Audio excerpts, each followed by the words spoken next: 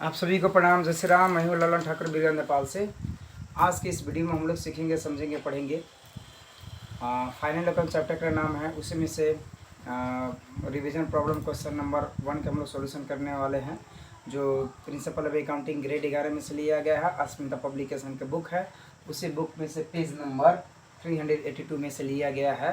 तो इस क्वेश्चन को सबसे पहले हम लोग पढ़ लेते हैं, क्वेश्चन को समझ लेते हैं। इसमें ट्रेडिंग अकाउंट बनाना है, प्रॉफिट और लॉस अकाउंट बनाना है। तो ट्रेडिंग अकाउंट के डीआर साइड में कौन आइटम जाएगा, सीआर साइड में कौन आइटम जाएगा, प्रॉफिट एंड लॉस अकाउंट के डीआर साइड में कौन आइटम जाएगा, सीआर साइड में कौन आइटम जाएगा। एडिशनल इन्फॉर्मेशन में दिया हुआ इन्फॉर्मेशन को ट्रीटमेंट हम लोग अच्छे से समझ लेते हैं। कौन आइटम कहाँ जाएगा, डीआर साइड में जाएगा, सीआर साइड में जाएगा, ट्रेडिंग अकाउंट या प्रॉफिट एंड लॉस अकाउंट को, उसको समझने के बाद में हम लोग सॉल्यूशन करने का प्रयास करेंगे। जो ये प्रिंसिपल अकाउंटिंग ग्रेड 11 है, इसी में से लिया गया है। तो इसको पहले हम लोग क्वेश्चन को हम लोग अच्छे से समझ लेते हैं, ठीक है। अब यहाँ है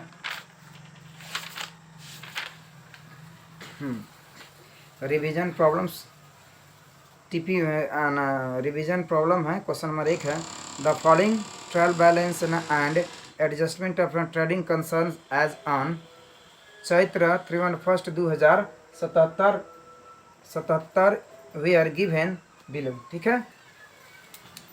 डेबिट बैलेंस अमाउंट है, क्रेडिट बैलेंस अमाउंट है, ट्रायल बैलेंस है।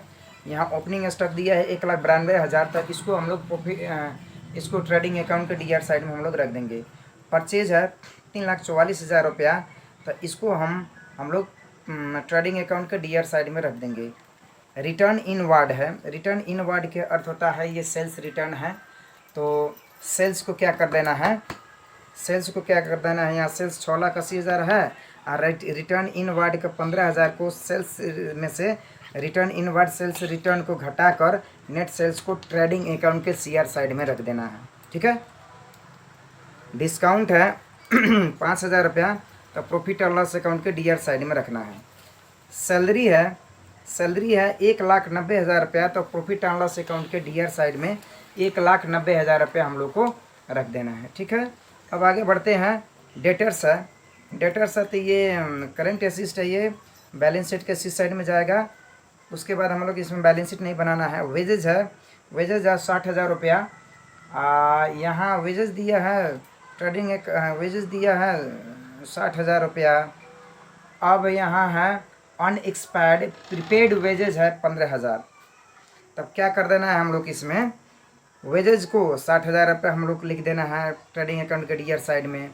और प्रीपेड जो वेजेज है 26,000 रुपये दिया है, और उसमें से अनएक्सपायर्ड प्रीपेड है ना वेजेज है 15,000। तो 26,000 में से 15,000 बच जाएगा, तो एक्सपायर्ड कितना होगा, तो 26,000 में से 15,000 रुपये घटा देना है, तो वो हो जाएगा प्रीपेड वेजेज एक्सपायर्ड हम लोग दिखा देंगे। General expenditure profit and loss account के डीआर साइड में तीसरा दिखाएंगे। फर्नीचर असिस्ट है, ये फर्नीचर असिस्ट है, ये बैलेंस शीट के सी साइड में जाएगा। ये कैरीजेज इन वार्ड है, तो ये ट्रेडिंग अकाउंट के डीआर साइड में जाएगा 15,000 रुपया। कैपिटल है, ये प्रॉफिट कैपिटल है, ये तो बैलेंस शीट के लायबिलिटी साइड में जाएगा। क्रेडिटर्स है 80,000 रुपया, बैलेंस शीट के लायबिलिटी साइड में जाएगा। अब रेंट रिसिप्ड है, रेंट रिसिप्ड है तो प्रॉफिट एंड लॉस अकाउंट के सीआर साइड में जाएगा 15,000। बैंक लोन है, तो बैंक लोन है इसमें 1 लाख। अब इसमें interest due on bank loan 10,000 दिया है, तो ये आउटस्टैंडिंग इंटरेस्ट ऑन लोन है, तो प्रॉफिट एंड लॉस अकाउंट के डीआर साइड में दिखा देना है। अब सेल्स है 6,80,000 रुपये, हम लोग ट्रेडिंग अकाउंट के सीआर साइड में दिखा दिए। अब बचा एडिशनल इन्फॉर्मेशन में 1 नंबर में है, क्लोजिंग स्टॉक को ट्रेडिंग अकाउंट के सीआर साइड में दिखा देना है और बैलेंस शीट के इसी साइड में दिखाना होता है, ठीक है। अब अनएक्सपायर्ड वेजेज है, प्रीपेड वेजेज है, तो हम लोग को ट्रीटमेंट कर दिए हैं। Interest on due bank on loan 10,000 रुपये कर दिए हैं। अब रिक्वायर्ड में पूछा जा रहा है ट्रेडिंग अकाउंट और profit and loss account. A number में ट्रेडिंग अकाउंट, बी नंबर में प्रॉफिट एंड लॉस अकाउंट बनाना है। तो हम ट्रेडिंग अकाउंट और प्रॉफिट एंड लॉस अकाउंट एक एक फॉर्मेट में बना दिए हैं, समझने में आसानी हो जाएगा, ठीक है। अब चलिए हम लोग देखते हैं सोल्यूशन।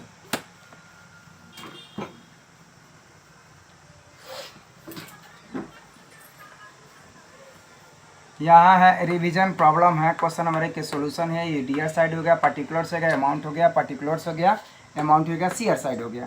तो हम लोग सीआर साइड में देख लेते हैं। अभी बाई सेल्स अकाउंट 6,80,000 है, लेस सेल्स रिटर्न है, रिटर्न इन वार्ड वाला है 15,000। तो 6,80,000 15,000 घटाएंगे तो 6,75,000 रुपये हो जाएगा। अब बाई क्लोजिंग स्टॉक दिया है, एडिशनल इन्फॉर्मेशन 80,000 लिख दिए, तो 6,65,000 80,000 जोड़ेंगे तो 7,45,000 रुपये सीआर साइड हो जाएगा। तो यहाँ सीआर साइड में 7,45,000 रुपये लिख के क्लोज कर देंगे, और डीआर साइड में भी 7,45,000 रुपये हम लोग लिख दिए, क्लोज कर दिए। ठीक है, अब क्या करना है, 7,45,000 में अब ट्रेडिंग अकाउंट के डीआर साइड में हम लोग देखते हैं। तो टू ओपनिंग स्टॉक है 1,92,000, टू परचेज है 3,44,000 रुपया, टू वेजेज है 60,000 रुपया, टू प्रीपेड वेजेज एक्सपायर्ड है 26,000 माइनस 15,000 अनएक्सपायर्ड है, तो एक्सपायर्ड बच जाएगा 11,000 रुपया। टू कैरिजेज इनवार्ड है 15,000 रुपया। अब देखिए 7,45,000 सीआर साइड है और 6,22,000 डीआर साइड है। अब 6,22,000 कौन कौन होगा, तो यहाँ तक के होगा, यहाँ तक के होगा 6,22,000, यानी कि 15,000 जोड़ना है, 11,000 जोड़ना है, 60,000 जोड़ना है, 3,44,000 जोड़ना है, 1,92,000 हम लोग जोड़ेंगे तो 6,22,000 रुपये हो जाएगा।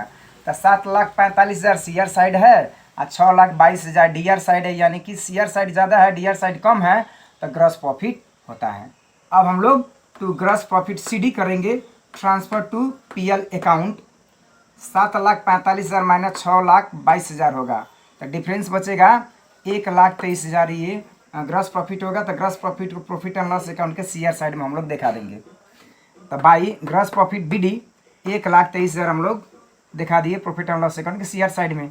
बाई रेंट रिसिव्ड है 15,000 रुपये दिखा दिए। अब आना है डीआर साइड में। To interest due on bank loan 10 रुपये दिखा दिए। टू डिस्काउंट अलाउ है, ट्रेडिंग ट्रायल बैलेंस के डीआर साइड में डिस्काउंट है, डीआर साइड में है तो डिस्काउंट अलाउ होता है, तो डिस्काउंट अलाउ 5,000 रुपये हम लोग लिख दिए। टू सैलरी है 1,90,000 लिख दिए। टू जनरल एक्सपेंसेज है 30,000 रुपये लिख दिए। अब देखिए ये 10,000। अब हम लोग को क्या करना है, बाई ग्रॉस प्रॉफिट बीडी है 1,23,000, बाई रेंट रिसिव्ड है 15,000। अब देखिए अब हम लोग फिर आते हैं डीआर साइड में। To interest due on bank loan 10,000 है।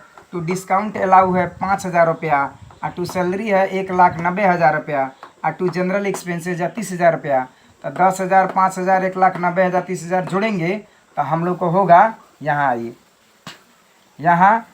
यहाँ डीआर साइड है 2,35,000 रुपया और सीआर साइड है 1,38,000 रुपया। तो यदि डीआर साइड ज़्यादा है और सीआर साइड कम है, डीआर साइड ज़्यादा है सीआर साइड कम है, तो इस अवस्था में नेट लॉस होगा। तो यहाँ लिखना है by net loss CD transfer to capital account in balance sheet होता है 2,35,000 है डीआर साइड और 1,38,000 है सीआर साइड। तो 2,35,000 में से 1,38,000 घटेगा तो 97,000 रुपया नेट लॉस होगा। अब इस नेट लॉस को हम लोग प्रॉफिट एंड लॉस अकाउंट के इस नेट लॉस को बैलेंस शीट में हम लोग कैपिटल में घटाएंगे। ठीक है, अब 1,23,000 और 15,000 97,000 जोड़ेंगे तो 2,35,000 रुपया हो जाएगा सीआर साइड में।